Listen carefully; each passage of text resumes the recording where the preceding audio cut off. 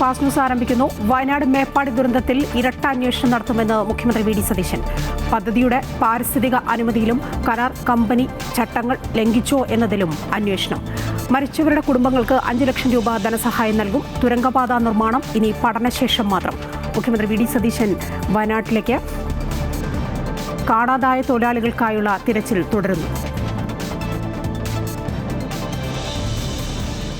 കശുവണ്ടി അഴിമതി കേസിലെ പ്രോസിക്യൂഷൻ അനുമതിയിൽ സർക്കാരിന് എതിരെ ആഞ്ഞടിച്ച് ഹൈക്കോടതി. വിവാദ ഉത്തരവിറക്കിയ ഉദ്യോഗസ്ഥർക്ക് എതിരെ കോടതിയലക്ഷ്യ കേസെടുത്ത് ഹൈക്കോടതി. ഉത്തരവിറക്കിയ വ്യവസായ വകുപ്പ് principal secretary K Biju IAS വെള്ളിയാഴ്ച നേരിട്ട് ഹാജരാകണമെന്നും ഹൈക്കോടതിയുടെ ഉത്തരവ്. സർക്കാർ അനുമതി ഇല്ലാതെ വിഴിഞ്ഞം ഓഹരി കൈമാറ്റം നടക്കില്ലെന്ന് മുഖ്യമന്ത്രി വി ഡി സതീശൻ. അദാനിയുടെ അപേക്ഷ എംപവേർഡ് കമ്മിറ്റി പരിശോധിക്കും. സംസ്ഥാന താൽപര്യം ബലികഴിപ്പിക്കില്ലെന്നും മുഖ്യമന്ത്രി. കരാർ കമ്പനി നിർദ്ദേശങ്ങൾ പാലിച്ചോ എന്ന് പരിശോധിക്കുമെന്നും മുഖ്യമന്ത്രി പറഞ്ഞു. PSC ക്രമക്കേട് ക്രൈംബ്രാഞ്ച് അന്വേഷിക്കുമെന്ന് മുഖ്യമന്ത്രി. പുറത്തുവന്നത് ഞെട്ടിപ്പിക്കുന്ന വിവരങ്ങളാണെന്ന് മുഖ്യമന്ത്രി. KS പരീക്ഷയിലും ആരോപണം ഉയർന്നിട്ടുണ്ട്. അന്വേഷണ സംഘത്തെ ആഭ്യന്തര വകുപ്പ് തീരുമാനിക്കുമെന്നും മുഖ്യമന്ത്രി.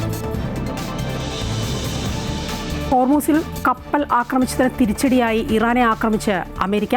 ഹോർമൂസ് കടലിടുക്കിൽ വെച്ച് 3 വാണിജ്യ കപ്പലുകൾക്ക് നേരെ ഉണ്ടായ ആക്രമണങ്ങൾക്ക് മറുപടിയായി അമേരിക്ക ഇറാനിലെ വിവിധ കേന്ദ്രങ്ങളിൽ ശക്തമായ വ്യോമാക്രമണം നടത്തി.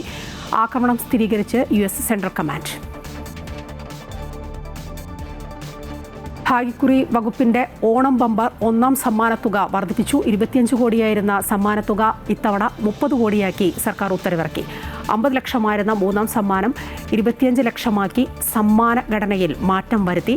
ടിക്കറ്റിന്റെ പ്രകാശനം ജൂലൈ 17 മുഖ്യമന്ത്രി വി ഡി സതീശൻ നിർവഹിക്കും. 500 രൂപയാണ് ടിക്കറ്റ് വില. കൊച്ചിയിലെ കോറോ ഹെൽത്ത് കമ്പനിയിലെ തൊഴിൽ പ്രതിസന്ധി തുടരുകയാണ്. ജീവനക്കാർക്ക് ഇന്നും ഓഫീസിൽ പ്രവേശിക്കാനായില്ല. കമ്പനിയുടേത് നിഷേധാത്മക നിലപാടാണെന്നും ചർച്ചയ്ക്ക് എത്തിയില്ലെങ്കിൽ കർശന നടപടി സ്വീകരിക്കുമെന്നും സംസ്ഥാന തൊഴിൽ മന്ത്രി ബിന്ദു കൃഷ്ണ പ്രതികരിച്ചു. അതിനിടെ ജീവനക്കാർക്ക് ഐക്യദാർഢ്യവുമായി AIYF കമ്പനിയിലേക്ക് മാർച്ച് നടത്തി.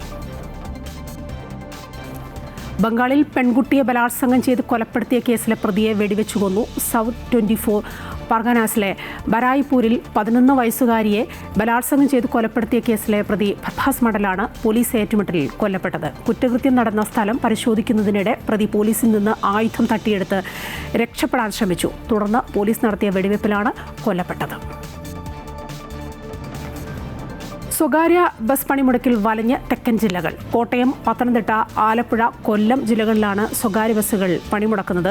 എല്ലാ ജില്ലകളിലും ബസ് സമരം പൂർണ്ണമാണ്. KSRTCയിൽ സ്ത്രീകൾക്കായി നടപ്പാക്കിയ സൗജന്യ യാത്രാ പദ്ധതിയെ തുടർന്ന് സ്വകാര്യ ബസ് വ്യവസായം കടുത്ത നഷ്ടത്തിലായ സാഹചര്യത്തിൽ സർക്കാർ ഇടപെടണമെന്നാണ് സമരക്കാരുടെ ആവശ്യം. FIFA ലോകകപ്പിന്റെ ക്വാർട്ടർ ഫൈനൽ ലൈനപ്പായി ആദ്യ പോരാട്ടത്തിൽ ഫ്രാൻസ് നാളെ പുലർച്ചെ മൊറോക്കോയെ നേരിടും. ശനിയാഴ്ചയാണ് സ്പെയിൻ ബെൽജിയം പോരാട്ടം. ഇംഗ്ലണ്ടിന് നോർവേയും അർജന്റീനയ്ക്ക് സ്വിറ്റ്സർലൻഡുമാണ് എതിരാളികൾ. ഈ 4 മത്സരങ്ങളിൽ വിജയിക്കുന്ന ടീമുകൾ സെമി ഫൈനലിലേക്ക് യോഗ്യത നേടും. Fast news പൂർണ്ണമാകും.